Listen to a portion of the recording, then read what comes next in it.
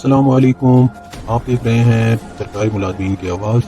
अगर आप सरकारी मुलाजमीन हैं या पेंशनर हैं तो ये चैनल आपके लिए है। यहाँ आपको मिलेगी ताज़ा तरीन खबरें, हुकूमती नोटिफिकेशन, तनख्वाहों और अलाउंस की अपडेट और पेंशनर की नई मालूमात। हमारी कोशिश है कि आप तक ताज़ा तरीन मालूमात भेजी जाए ताकि आप हर अपडेट से बाखबर रहें। तो भी हमारे चैनल को सब्सक्राइब करें, बेल आइकॉन को दबाएं और रहें बाखबर। अस्सलाम वालेकुम जी। बड़ी कंफ्यूजन दूर कर दी गई है आखिरकार और फाइनेंस डिवीजन की जानब से क्लैरिफिकेशन आ गई है। 1 मार्च को जो नोटिफिकेशंस जारी किए गए थे, इनका इतलाक कब से और किन मुलाजमीन पर होगा, जो इस वक्त एलपीआर पर हैं, लीव इनकैशमेंट पर हैं, उनकी पेंशन कैसे कैलकुलेट की जाएगी। मल्टीपल पेंशन की वजाहत भी आ चुकी है कि मिलेगी या नहीं मिलेगी। तो यहां पर मैं आपको ये नोटिफिकेशन दिखा रहा हूं 4 मार्च 2025 का।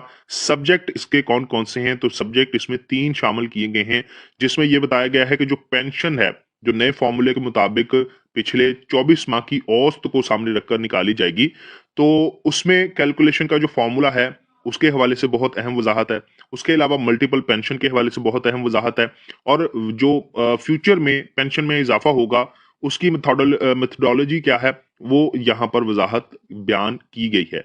ठीक है जी। तो लेकर चलता हूं जी इसके पेज नंबर 1 पे, जिसमें calculation of emoluments for the purpose of pension, यानी जो पेंशन का फॉर्मूला है उसमें यहाँ पर जो वजाहतें हैं, सवालात हैं, जो कि बहुत ज्यादा मुलाजमीन की जानब से आते हैं, उनके हवाले से यहाँ पर जो है वो वजाहत की गई है। तो सबसे पहला है जी, whether benefit of usual notional increment on completion of 6 months service in the year of retirement. यहाँ पर बेसिकली मैं आपको इतना टाइम आपका जाया नहीं करूंगा, बल्कि मैं आपको यहाँ पर शॉर्टली बताने की कोशिश करता हूँ। देखिए, ये एक सवाल किया गया है कि एक सरकारी मुलाजम है, मिसाल के तौर पर, वो जब रिटायर होने वाला होता है और उसका रिटायरमेंट का जो आखिरी साल हो रहा होता है, ठीक है, और जो उसका इंक्रीमेंट सालाना लगता है, अगर उस इंक्रीमेंट के बाद 6 महीने सर्विस हो जाए, ठीक है, फिर उस 6 महीने के बाद जो है वो एक इंक्रीमेंट का हकदार होता है, जिसे यूजुअल या नोशनल इंक्रीमेंट कहते हैं, वो लगता है उसकी पेंशन में, ठीक है, रिटायरमेंट के वक्त। तो इसके हवाले से सवाल किया गया है कि क्या वो इंक्रीमेंट, यूजुअल इंक्रीमेंट या नोशनल इंक्रीमेंट आप कह लें, वो शामिल होगा जो 24 माह की औसत एवरेज निकाली जाएगी उसमें, या फिर नहीं। क्योंकि जो पेंशन पिछले 24 माह को सामने रखकर औसत निकाली जाएगी, वो तो पिछले 24 माह होंगे ना। तो ये 6 महीने गुजर चुके हैं और फिर उसके बाद ये इंक्रीमेंट जब रिटायर होगा वहां पर ऐड किया जाएगा। तो क्या ये भी शामिल होगा या नहीं होगा। तो यहाँ पर फाइनेंस डिवीजन की जानब से ये सवाल का जवाब आया है जी, वो इसमें शामिल नहीं होगा। ऐसा होगा कि जब आपके 24 माह की औसत एवरेज पे निकाल के पेंशन बनाई जाएगी, तो उसमें वो इंक्रीमेंट जो है वो ऐड किया जाएगा, उसको निकाला नहीं जाएगा बल्कि ऐड किया जाएगा। लेकिन तरीकेकार उसका ये है कि जब आपकी 24 माह की एवरेज निकाल ली जाएगी, फिर उसके बाद वो इंक्रीमेंट की वहां पर जो है वो एडेड होगी, वहां पर मजीद उसको जमा किया जाएगा। ठीक है जी। तो ये बड़ा इंपॉर्टेंट सवाल था जो कि आपको पहुंचा दिया गया।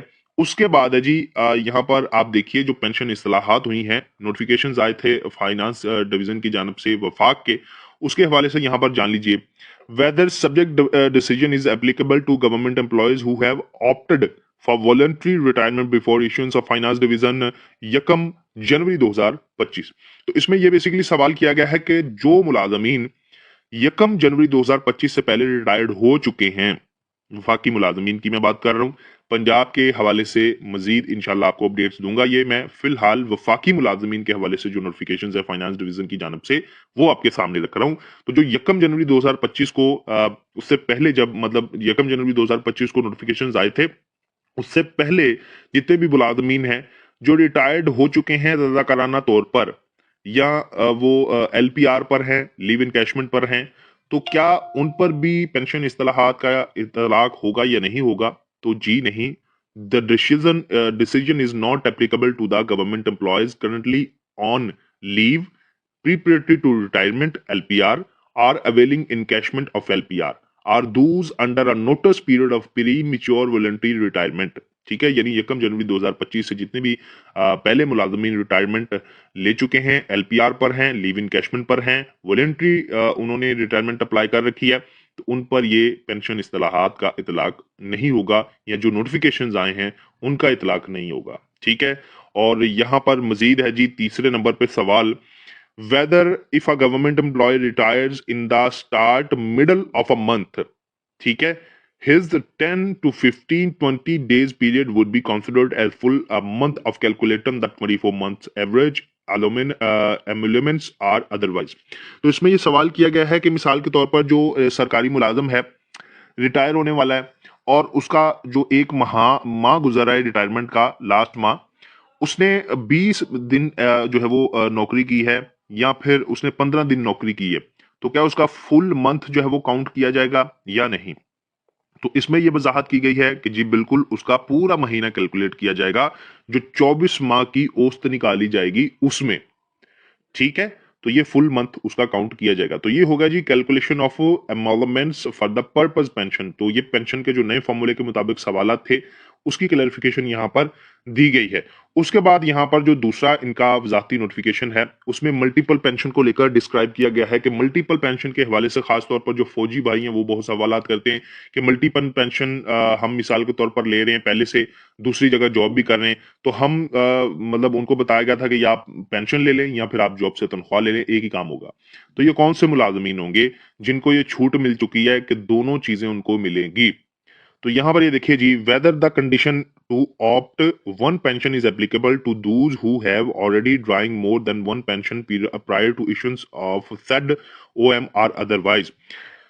No, the decision is not applicable to federal government employees who are drawing multiple pensions prior to issuance of notification Yakam January 2025 on the subject. However, the condition to opt one pension will be applied to the government employees who got re-employment on or after Yakam January 2025।